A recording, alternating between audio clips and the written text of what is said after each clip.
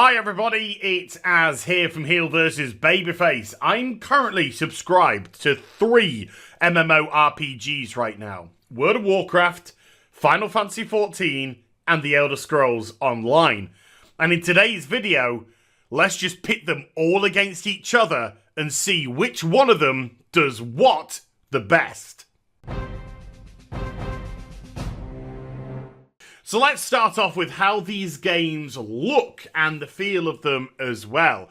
And coming in third for this one is Final Fantasy XIV. Now, don't get me wrong, this isn't a bad-looking game by any stretch of the imagination. I think the character model's very nice. The animations are very, very good indeed.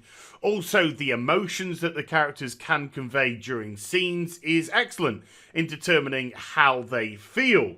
And as much as I really love the architecture and appreciate that each zone tries to have its own unique aesthetic feel, and also the vast open areas, which I think are very important in an MMORPG, for it to breathe and feel like there is space between places and not feel so much like a theme park, it does have a general lack of depth when it comes to this. Things feel very flat and textureless. There is a lot of these areas, and it could really do with some ground clutter. It could really do with some life put into them.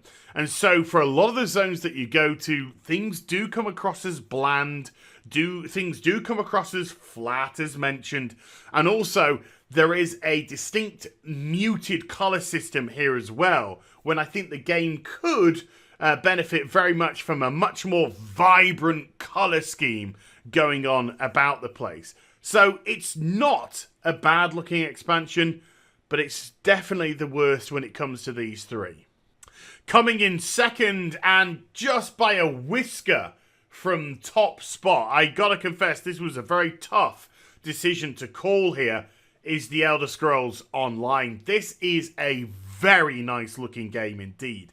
The lighting is possibly the best I've seen in any MMORPG. It's just gorgeous looking. There is a lot of clutter going on the ground, and that is something which Final Fantasy XIV distinctly lacks. It feels like a true world. It doesn't feel as if it's a created area, if you get where I'm coming from. The character models look excellent. Also, the worlds and the different zones and the feels of them are fantastic too. Some zones are small, some zones are huge. And this expansion really does feel like an open world, even though it's an instance-based game. And there is plenty of area for you to move from one place to another, feeling as if there is a grand scope and scale here. Where it slightly falls short for me is in the animations. They are not the best. Some are decent, but some not so much. And it does again have a muted colour scheme. Now that could be because it's going for a slightly more realistic feel, and sometimes that can be to the detriment of the game when it doesn't quite have that little bit of quirk. But the colour scheme just feels a bit meh at times. But as mentioned, this is a beautiful looking game. And we are talking, off top spot here. So coming in numero uno for look and feel is the World of Warcraft. There is something distinct about WoW. You can see any screenshot from any area and you'll be able to say, oh, that's the World of Warcraft. Because it has its own unique style. With certain other games, you might have to think, oh, is that Elder Scrolls? Is that Final Fantasy XIV? Is that Aeon? Is that... They seem to have sometimes much more of a generic feel that clutters in.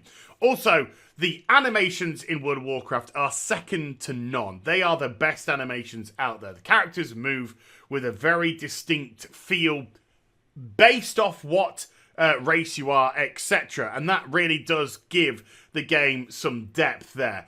Also, the colour scheme is so vibrant. The colours absolutely pop out at you.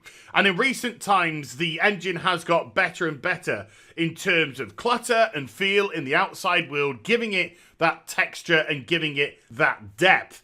Of course, only a couple of years back, we had grass physics come into the game. It's amazing how little things like that can make a big difference to the feel when you're out there. Is WoW perfect? Absolutely not. Not perfect at all. But it is so well done. Each piece of architecture, each single item that is designed, you can really tell the care and attention that the art department have put in to make it absolutely pop. And then you have to look at the armors and such, and the way that they really try and give them a distinct, separate feel, from gloves to shoulders to chest, etc, etc. I think WoW is the best looking MMORPG on the marketplace right now. It's distinct, it's unique, it's beautiful, and it's number one. So from top to rock bottom, as we deal with the leveling up now, World of Warcraft's leveling is, I can only describe as painful, to be perfectly honest with you. In recent times, they've attempted to make some changes by scaling the world. However, there still seems to be plenty of restrictions about where you can go. And for more long-term season players, you are still doing the same thing over and over again in regards to quest lines. Sure, you might actually get to finish some quest lines that you haven't seen for a few years, but after you hit the level breaks, you are then going into the expansion leveling, and this is something players have done so many times over now. There is nothing new for them at all. Leveling starts to feel like a chore, and with 120 levels to now aim at, really could go through a lot quicker than it actually does. Yep, they've brought in the heirloom armor system, which grants you additional experience. However, because it covers so many different pieces of armor now, when you're leveling up, you never seem to get upgrades, or at least it feels that way, and so you feel very stagnant indeed. On top of that, the talent tree only grants you something every 15 levels or so, and therefore getting spells and abilities just immediately dumped onto your bar, again, doesn't feel too much like there's progression going on with your character. You're just strumming your fingers, waiting to get to top level and to get to that end game. Final Fantasy XIV clocks in second spot here, and it isn't too much better than WoW's, to be perfectly honest with you. However, there are things which make it a lot more bearable. First of all, there's so much more choice when it comes to actual things to do. Instead of just going from zone to zone to zone leveling up, you actually have guild leaves, you have hunting logs, you have fates, you have good distractions away from just the quest grind. And on top of that, the actual quest grind itself is very story focused, and a story which starts at level 1 and goes all the way through, and therefore makes things feel a lot more relevant indeed. They have added a couple of extras to help you along the way, a little ring to give you some additional experience, and a novice hall where you can actually hone your skills, get yourself some armor which will help for a short amount of time, not all the way through the leveling up process, a short amount of time, and also teach you how to use your class. It's a very nice little introduction. On top of all of that as well, in Final Fantasy XIV, your singular character is responsible for every single class in the game. All you have to do is change the weapon that you're holding. And therefore, what that means is once you've done the storyline and once you've done a quest, it's forever done on that character. And so the repetitiveness of that goes down drastically. You can start going to other areas to do other quests that you haven't done before, and also, again, utilize the fate system, the leaf system, and other little things which you may find scattered around to increase the experience for other classes. So there are more options with Final Fantasy XIV, even if it isn't the best itself. And coming top this time round is The Elder Scrolls Online. This game, in my opinion, has the greatest feel when it comes to leveling up. One of these reasons why is because of the Tamriel Unlimited feature that they added a while back, and this allows the whole world to scale to your character. So you can choose to go wherever you want to go. And there is plenty of choice of zones in the Elder Scrolls. On top of that, because your character can use any weapon in any class and wear any armor, there is so much customization that leveling is actually a fun experience, heaven forbid, where you can look at light armors, medium armors, heavy armors, you can look at bows, staves, two-handed weapons, sword and boards, etc, etc. So you can always change and chop your character, and if you want to switch things up, go to a shrine, pay a little bit of gold, have all your points refunded, stick them down another tree, and go for it there. On top of it, you've got your guilds to aim for as well. You've got your other fighting abilities to go for. Lots of variety of choice. And this variety of choice will continue into Endgame, as we'll shortly discuss.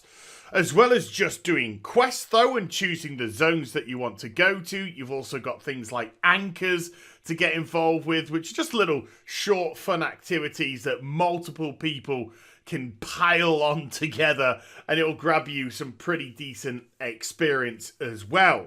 So with so much choice, variety about where to go, and with the customization of your character, you always feel as if you're progressing. It's an exciting time to level up. Definitely the best leveling experience of any of these three. Now let's deal with end game content, non-instance based, and I'm sorry, but once more, the World of Warcraft hits rock bottom.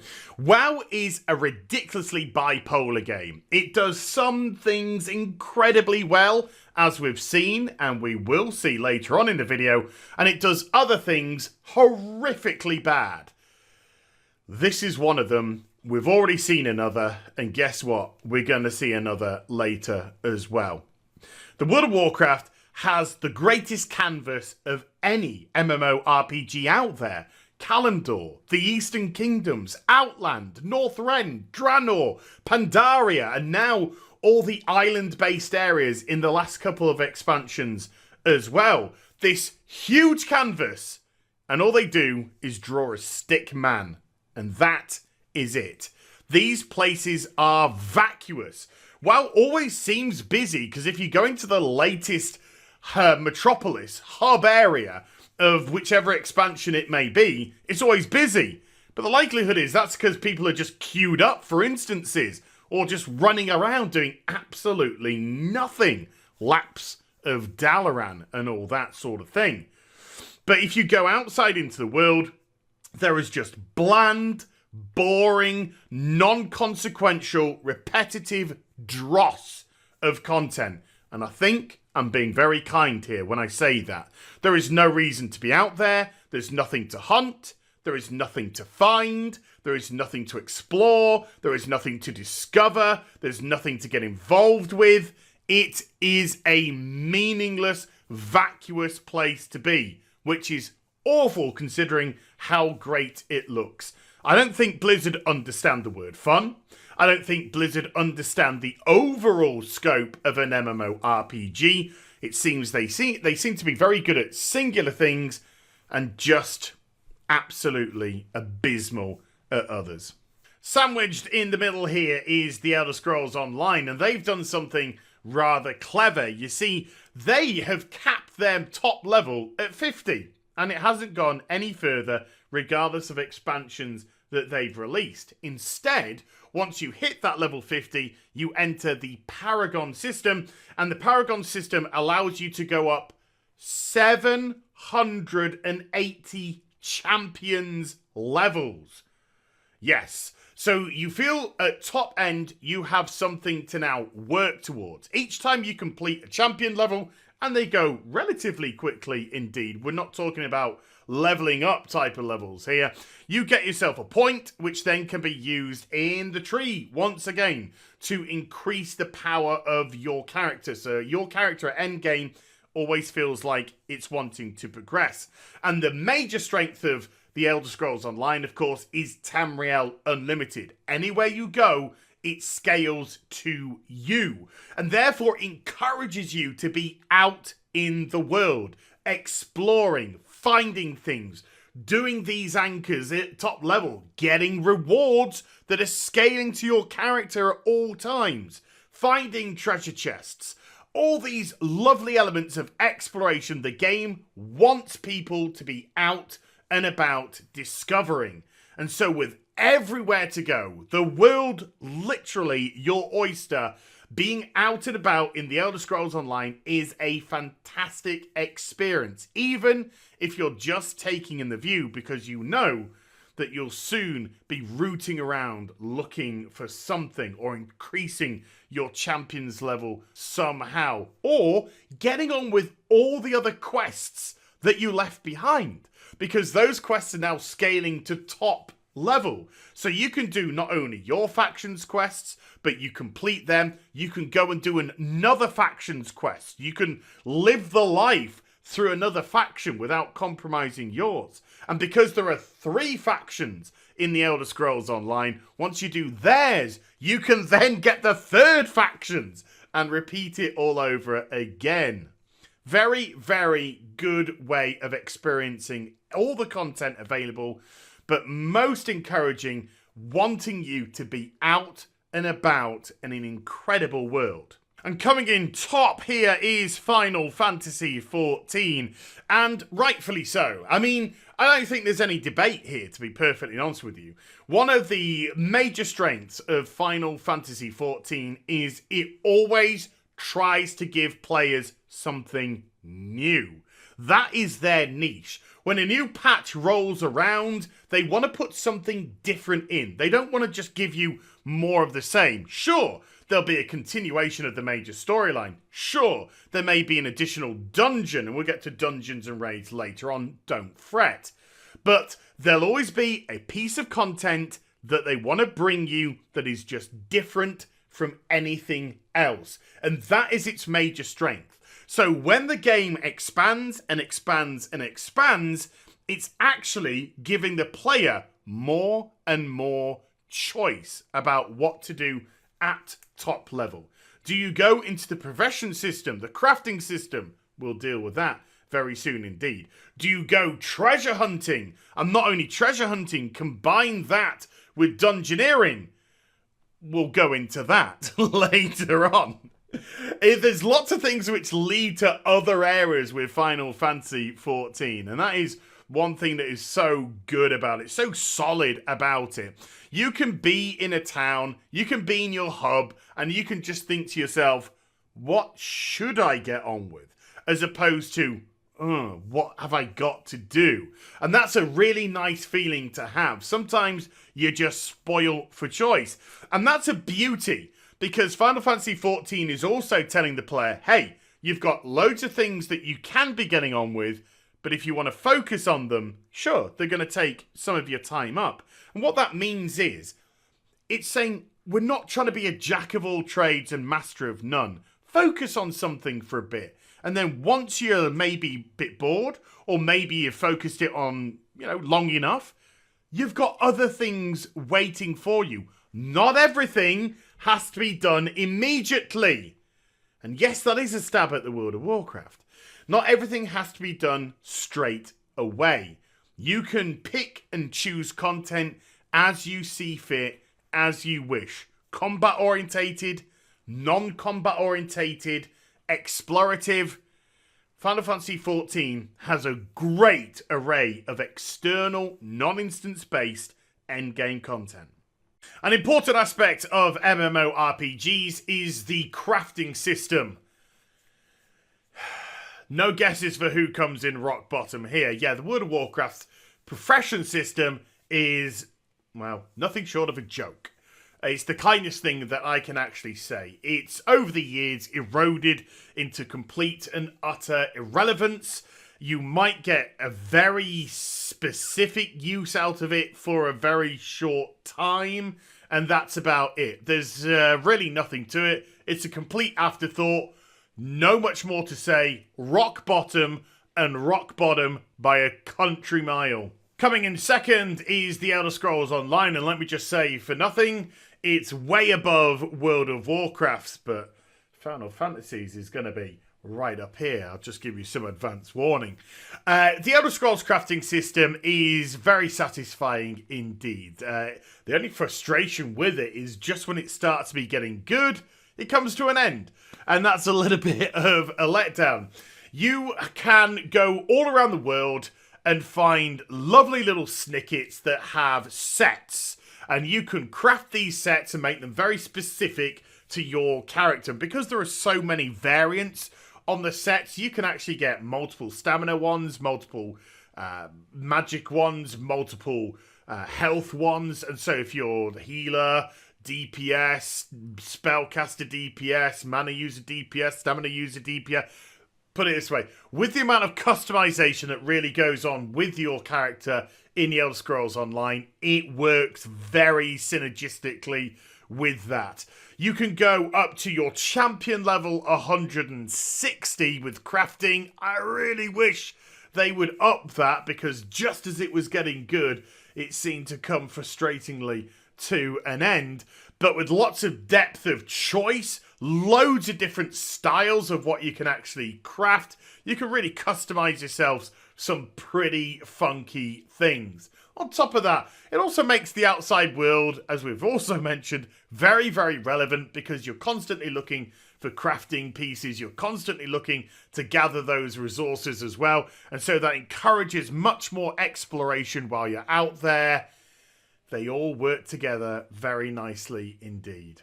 And way, way, way above all of these is Final Fantasy XIV. My God, the crafting system in this game is just sublime. It is an MMORPG fantasy come to life, because Final Fantasy XIV treats professions as seriously as a combat class. If you pick a certain profession, you have to dress accordingly. You can get yourself pieces of gear which will add to the crafting elements of it, or the gathering elements of it. Yes, the gathering system is also treated with as much respect as the crafting system itself. And this really leads to some huge in-depth crafting for gear that you can wear, gear that is going to be comparable at top level. So you're not forced to dungeoneer and you're not forced to just raid. You can get pieces of armor crafted to a high quality, because you can get normal stuff and also aim to get high quality stuff, which adds stats, makes it even more appealing. On top of that, you can use your profession system to make buckets of cash. It is a wonderful money-making machine. But as the whole world always says, to make money, you've got to invest money, and that's exactly what you have to do in this system. Very costly indeed to get your professions up to a high level, but the rewards once they're there are going to be exponential. On top of it all, it's fun. The actual crafting system itself is a delight. It's so nuanced and in depth that you actually enjoy the crafting procedure. And getting that successful, high-quality item is so much of a reward within itself. And on top of which, you can look well dapper in it, too. And the thing is, once it starts off being very difficult, the more that you level up one, it will actually help by default another profession or another gathering element of it. And then once that one is up, it will then by default help another. And so it gets easier and easier once you've got the additional support of the other crafting and gathering systems around it. It's a great form of content. It's not a side thought, it's not an afterthought, and it's not just a little bit of fun. It is a legitimate form of content. You could play Final Fantasy XIV and not even fight.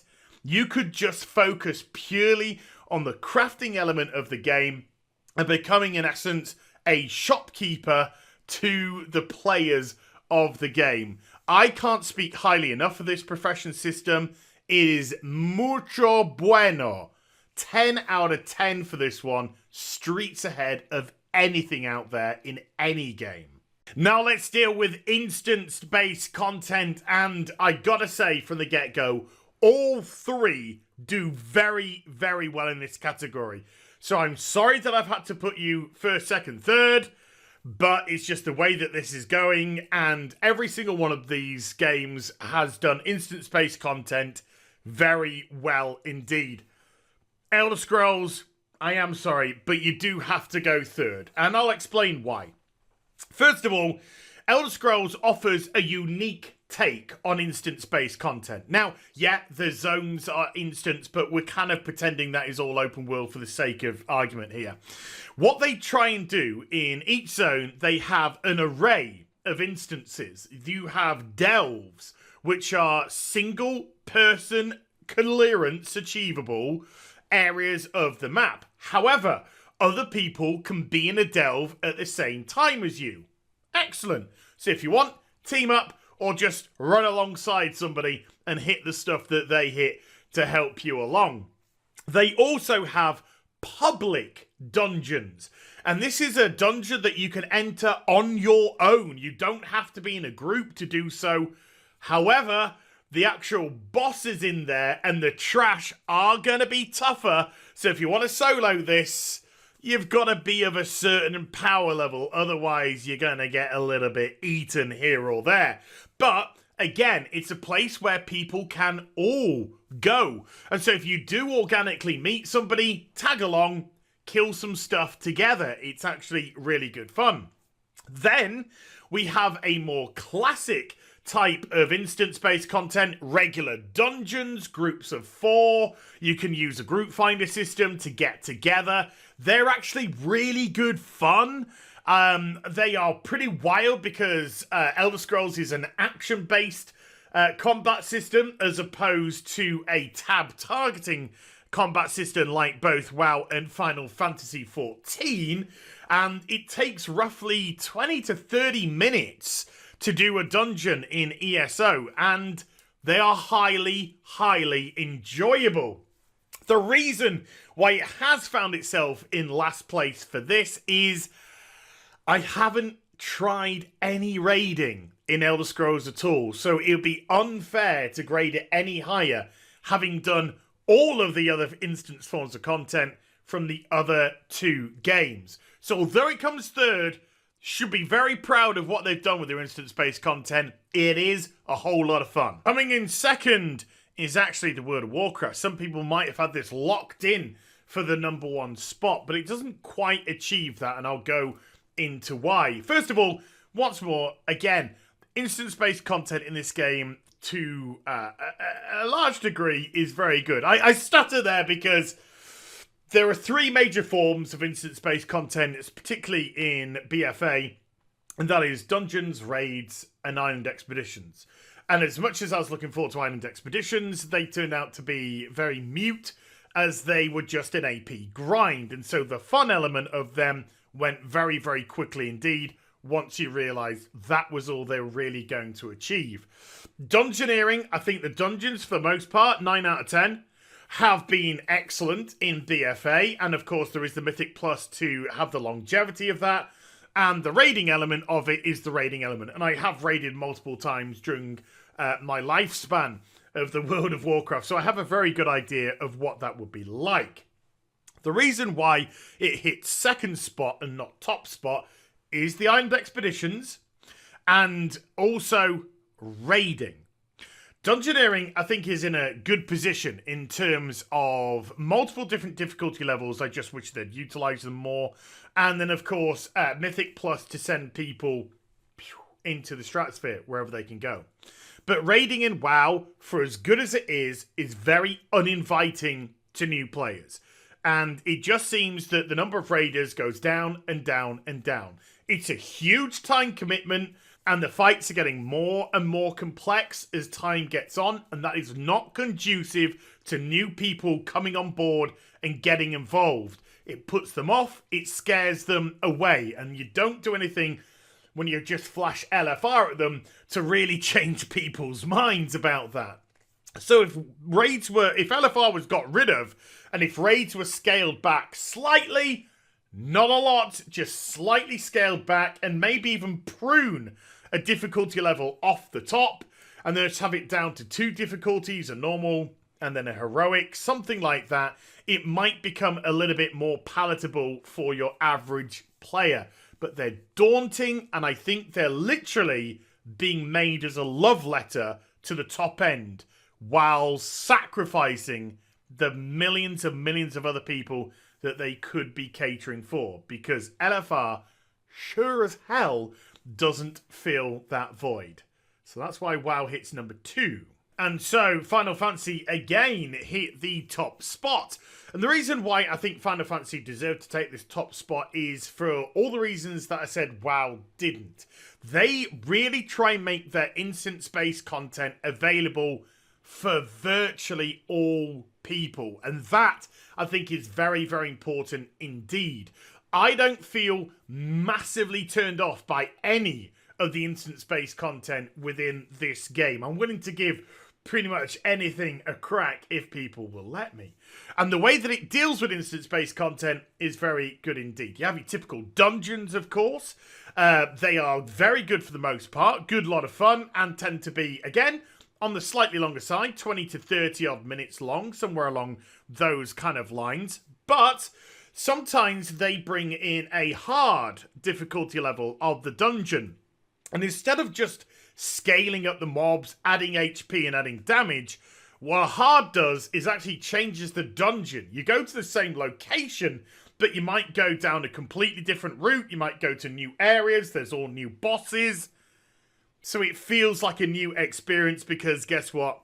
The hard mode is a new experience. So keeping a dungeon fresh and interesting. On top of that, you have your primal fights. These are your singular boss fights, your trials. And these work very well indeed. There's something that can be jumped into and then jumped out of without compromising on difficulty, because the difficulty level will go up and up and up. You can have the regular one, then you can have a heroic one, then you can have a savage one, etc, etc. Extreme, I think they call it in Final Fantasy, and then savage and all that kind of jazz. So if you manage to do one, then yeah, you'll come back and the fight will have slightly different mechanics with a higher difficulty. And then again, the next higher difficulty, slightly more mechanics, etc, etc. So you can find your break in difficulty. And then there's raids. There's raids for coordinated groups, but they don't tend to last anywhere near as long as WoW raiding. They just bring the raid out in smaller increments, and therefore people don't have to raid 3-4 hours, 2 to 3 times a week. They want you to be out doing other stuff and not locked in to the raiding system. And then they have their own LFR. But all that the LFR does in Final Fantasy XIV is it just brings people together. It doesn't do anything to the difficulty level. It just brings people together. So you have to be coordinated. You have to know your tactics. You have to know the fight. And you are broken up in bigger raids like Rabanastra in groups of 12 and 12. So I think it's 12, 24, 36 odd people. Something like that in a raid group. And yeah, it could be a whole load of fun. And the raid rewards, of course, good gear. Which is very nice indeed, and you can get tokens which can be utilised towards purchasing other gear if you're unfortunate enough not to get anything. And so that is why I think the instance-based content... Wait, there's just one more thing. And hey, Elder Scrolls Online, come over here as well. Because I waited till this part. Final Fantasy and the Elder Scrolls Online have another instance-based form of content which WoW doesn't. Player housing. Now you can say, but garrisons. Nope, garrisons is not player housing. Garrisons are buildings, and that is about it.